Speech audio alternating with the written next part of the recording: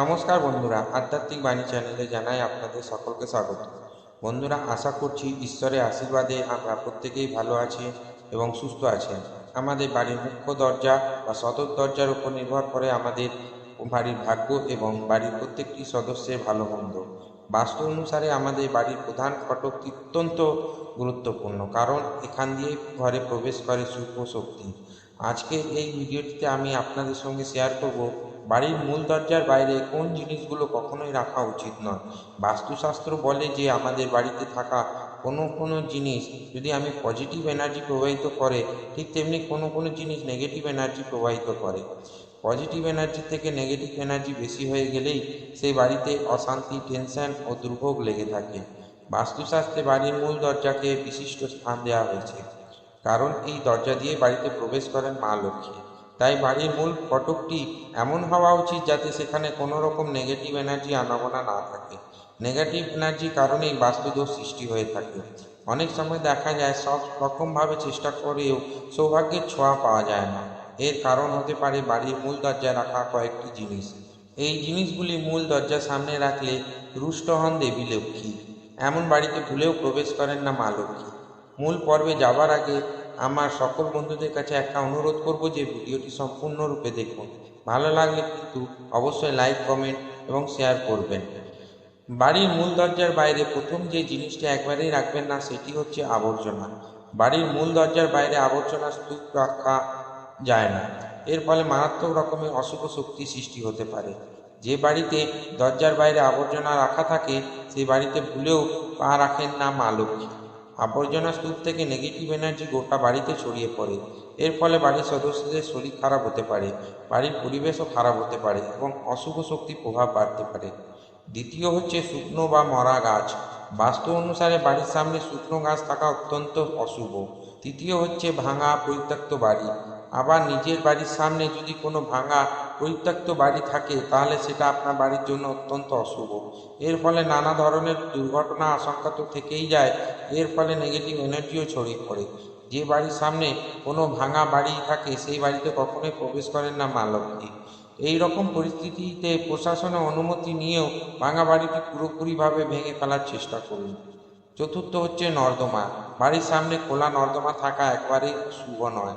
এর থেকে অশুভ শক্তি ছড়িয়ে পড়তে পারে, বাড়ির বাস্তুর ওপর এর ক্ষতিকর প্রভাব সৃষ্টি হতে পারে।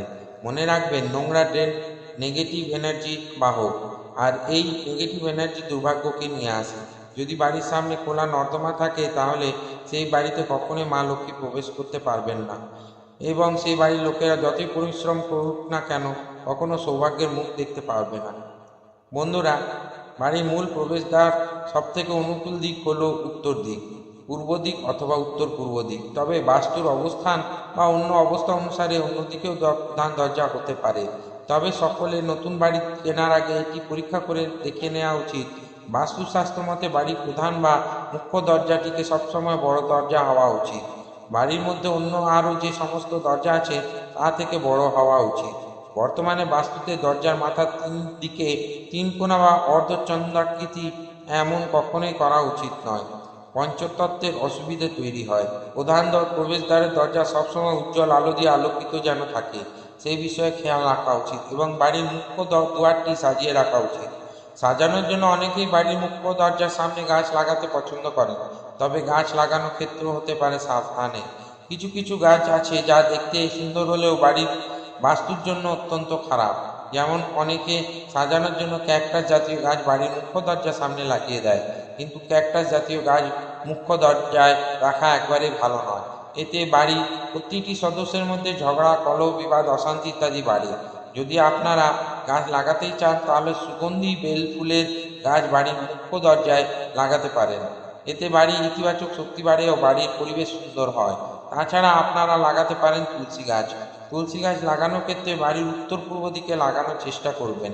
তুলসী গাছের হাওয়া লাগানো যে বায়ু ঘরে প্রবেশ করে সেটি ইতিবাচক শক্তি নিয়ে আসে। তাই বাড়ির সামনে আপনারা বেলি ফুলের গাছ বা তুলসী গাছ লাগাতে পারেন, কিন্তু ভুলেও লাগাবেন না ক্যাকটাস জাতীয় গাছ।